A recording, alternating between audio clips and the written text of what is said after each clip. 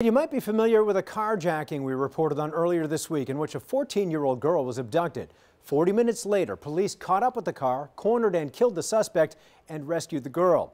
Police efforts all aided by a popular optional car technology called OnStar. But what else can that technology do, and what hoops did police have to jump through quickly to end that emergency?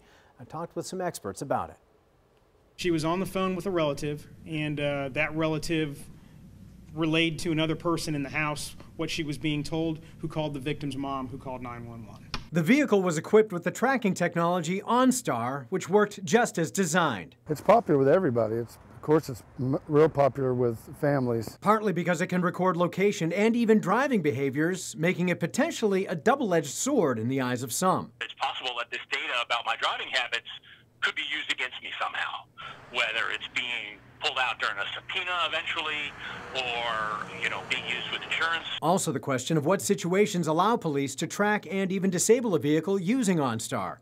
Mark Mills sells cars nowadays, but spent 30 years patrolling with the JSO. Whether it be a traffic crash, a carjacking, or a theft, the vendor contacts the sheriff's office, they relay the information to us on the streets, and we're able to locate a vehicle. Without a court warrant, he says. And like OnStar, your cell phone can be used to track you as well.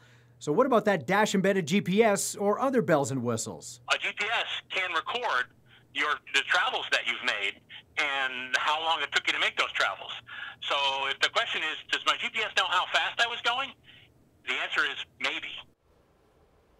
And the JSO hasn't clarified whether OnStar had actually disabled that vehicle before that situation ended. The sheriff's office also isn't speaking specifically about judiciary rules that govern tracking and disabling vehicles. A St. John's sheriff's spokesman says it depends on situation and jurisdiction, but as you heard that former JSO patrolman say, police don't have to get a judge's permission. Whether that's a good thing or a bad thing, you might also call situation specific.